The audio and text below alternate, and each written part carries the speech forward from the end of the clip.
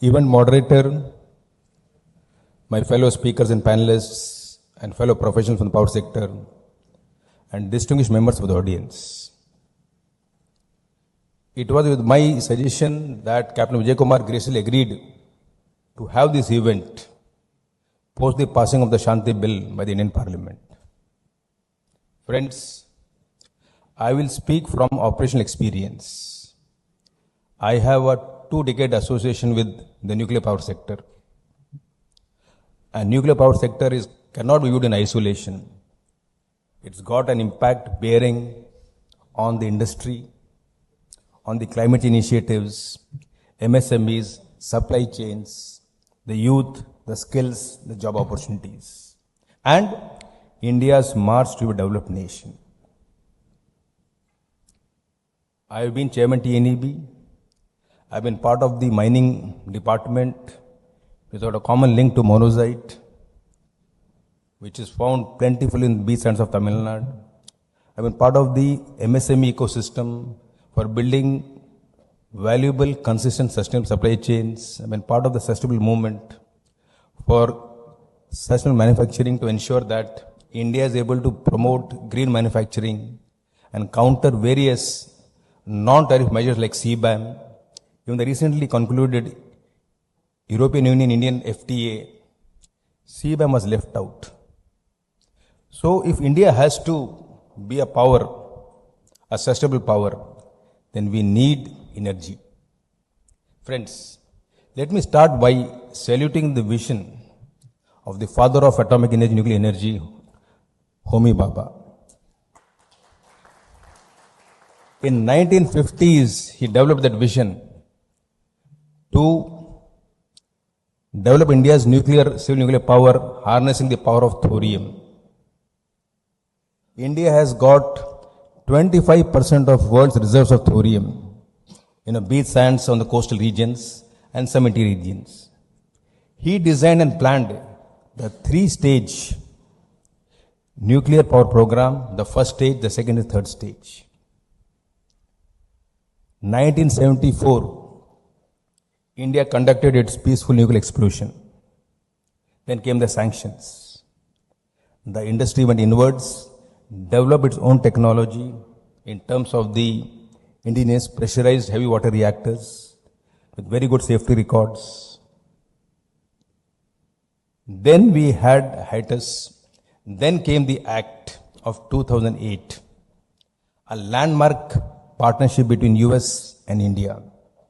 George Bush, the president of USA, and Dr. Manmohan Singh. The civil nuclear deal 123. Despite India not being a member of the non-proliferation group, we were allowed to access the raw material and technology for nuclear power. Then happened 2010, friends. We passed this CLNDA, Civil Liability for Nuclear Damages Act, in which there was a provision under which worldwide the operators are held responsible for any accident, but here the operators could take recourse to the suppliers, and that prevented the foreign players from entering. Despite this deal, we did not have any foreign participation in the nuclear power sector. Only exception was the Kodangallur power project, but that was financed by Rosatom, a state PSU. It was exempt from these indemnity issues. 15 years, we could not realize the potential of the US 123 nuclear deal. Then came the issues of climate change, conference parties, issues of sustainability, issues of carbon weight, carbon pricing of the products. If your products are not as per the carbon standards of the developed world, the European Union, there will be an additional tax. What is CBAM? It is cross-border adjustment mechanism. It simply says, if your steel, aluminium, the starting range, if the carbon content, which means the extent of fossil fuel energy used, burning of coal, gas, which contribute to the greenhouse gases and in turn to the climate change, heating of the atmosphere. If the carbon weight of fossil fuels in a product is higher than the standards which we have set, then you have to pay additional tax, and that can be as high as 30%. So if India has to be a manufacturing hub, has to come into the world stage, then sustainable green manufacturing becomes the imperative. India signed the net zero. We are targeted to become a net zero nation by 2070. 50% of our energy capacity today is RE energy in terms of solar and wind. So these are very major developments in the power sector. But that was not sufficient. RE is intermediate in nature. It can be used only in combination with the battery storage, which is very expensive. And it is also has the potential for destabilizing the grid. Friend, Germany, which had 25% of its capacity as nuclear power plants, decommissioned the plants. On a good day, about 74% of the power requirement of Germany can come from RE sources, wind and solar. But if the conditions are not favorable, it can dip to 4%. That will destabilize the grid. We will not have the base load power. Base load power is what is used 24/7, irrespective of the conditions for the RE power. And today, India's 70% base load power is fossil fuels. So if India has to reach its goal of net zero, if India has to reduce the carbon weight of its products, then we need to look at alternative options of base load. Because here, nuclear power comes into play. India is a growing nation. We stand at G20 Committee of Nations. The Human Development Index of an average G20 nation is more than 0.9, which means the average power requirement is per capita is very, very high. Today, India has a per capita requirement of about just 1640 terawatt hours. If we have to reach the standards of G20 nations in next 20 years, by 2047, we will need 25,000 terawatt hours of power. Where will this power come from? How will we improve the HDI, the quality of life of their citizens? The single biggest determinant of mobility in life, development, is power. We have climate change impacting us, massive heat waves across the summer months, which will need huge amount of power to manage them. It is here nuclear power came. And that is where the thought process started in the Indian establishment. And we had the Shanti Act in December 2025. Key word is sustainable harnessing of nuclear energy. For what? Transforming India. Nuclear power is clean power, green power. It's a base load power. It's a dispatchable power. It can stabilize the grid. Worldwide, today, nations have 10% of the energy mix as nuclear power. India, it's only 3%. And the humongous requirement of power by India, which means it should be a minimum of 15%. That is where the goal of 100 gigawatts, 1 lakh megawatts of power by 2047 for nuclear energy. Now, there are naysayers of nuclear energy. The question of safety will always come. Look back at history.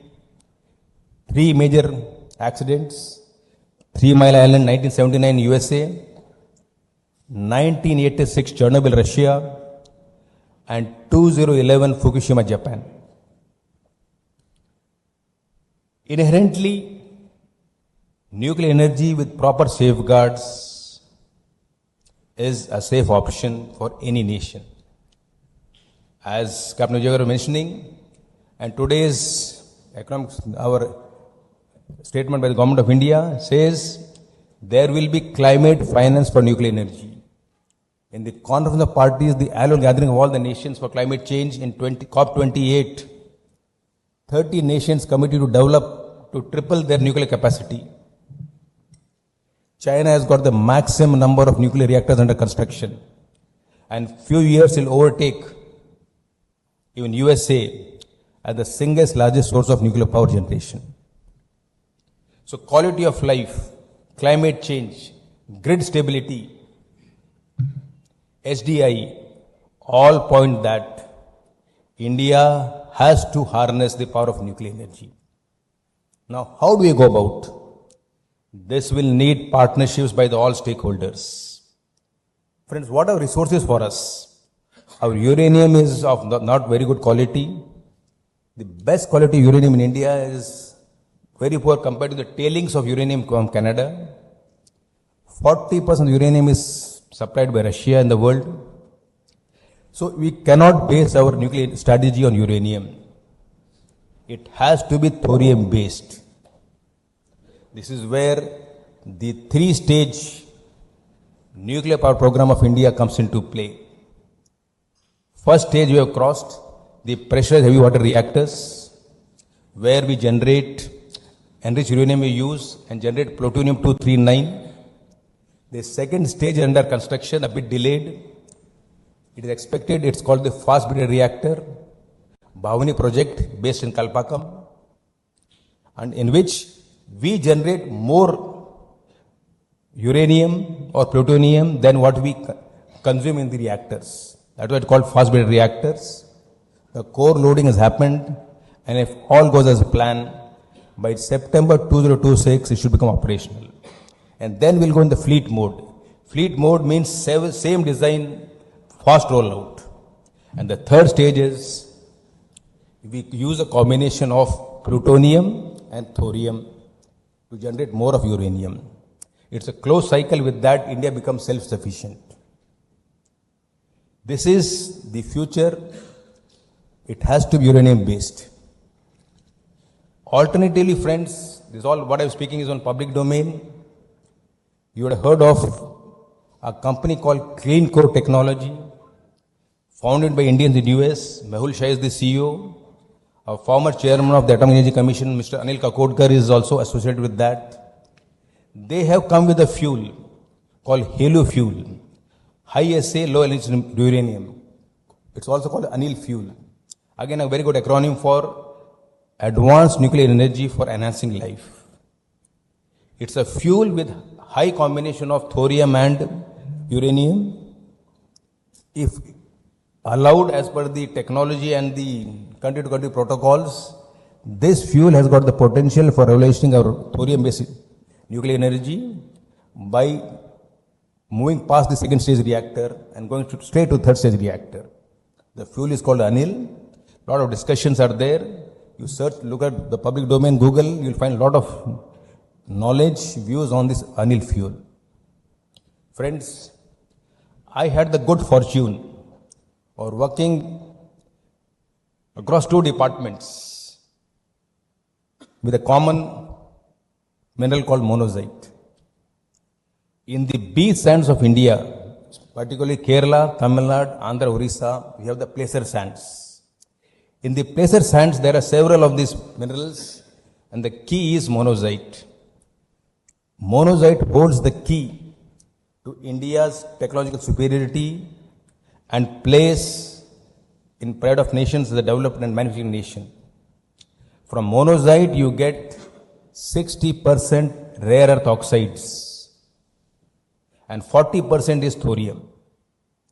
These rare earth oxides are used for preparing of rare earth magnets. You have read in the newspapers, the near monopoly of China, 90% of the supply of rare earth magnets is by China.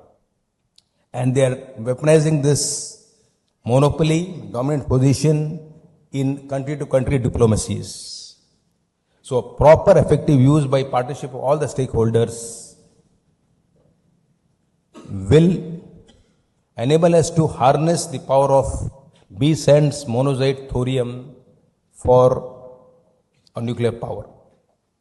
Now, as an individual, whether you're a youth, part of the industry, part of civil society, you will have this question. What is in for you in nuclear energy? Friends, first, a citizen of India, Nuclear energy is the way forward as a baseload clean power for developing India. As they say, nuclear energy is the most successful failure of public policy. Technology was never the issue, it is public perception. And how to promote nuclear energy, then we need a very honest discussion among all the stakeholders, the citizens, the benefits, the pros and cons of nuclear energy. The second, with this 100 gigawatt opportunity, there is going to be business opportunity for 15 lakh crores. Localization of supply chains. The Western world has got the technology, not the talent and the manpower. India has got that. So all the manufacturing components will take place in India, not only for Indian market, but for the export market also. This will give huge opportunity for the MSMEs. Specialized components for nuclear energy. Next opportunity is going to be for the youth.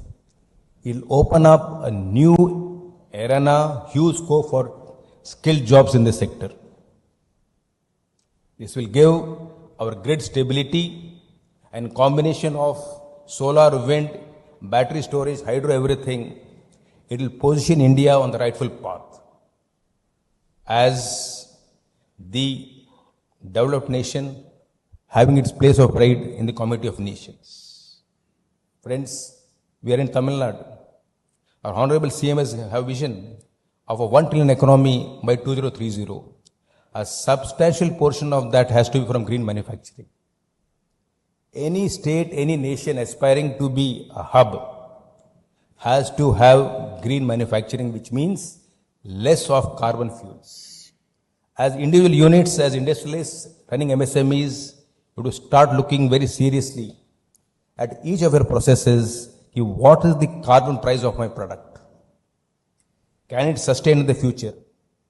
As bankers, as financial institutions, you have to start looking at your portfolio. What you have lent to the MSMEs or industries, is it at risk? Will it sustain over 7, 10, 8 years? Is there sustainability built in these processes?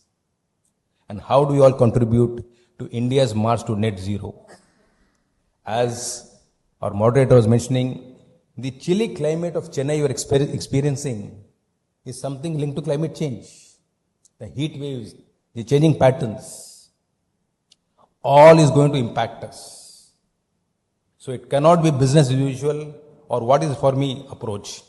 Collectively, all stakeholders, the youth, the civil society, the industry, the academia, think tanks like MMA, professionals, collectively we have to come together for India's journey. And friends, this is India's century. We have the talent, the demography, the intent, the path that by 2047 we are going to be a developed nation where the SDI is going to be on par. SDI, Human Development Index, powered by power consumption, on par with the best of the developed G20 nations. It is here, using this platform, this opportunity, I seek partnerships from all the stakeholders, and let's collectively power India to a developed nation. Thank you and good day.